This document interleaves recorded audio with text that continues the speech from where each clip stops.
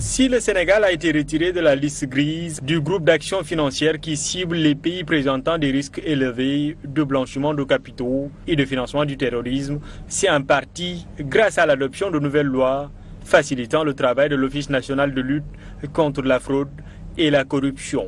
L'adoption des lois numéro 2024-06 et 2024-07 portant respectivement modification de la loi 2012-30 relative à la création de l'OFNAC et modification de la loi 2014-17 relative à la déclaration de patrimoine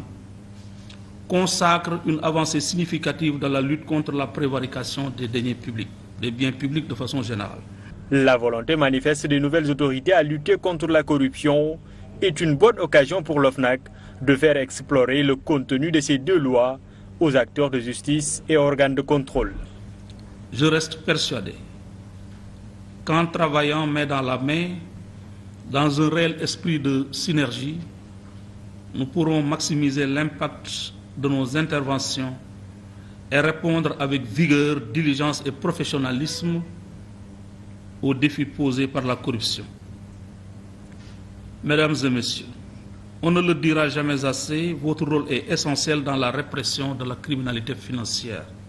Cependant, ces textes ne sauraient à eux seuls suffire, selon le président de l'OFNAC. Il nous paraît crucial de mutualiser nos efforts, de mutualiser nos ressources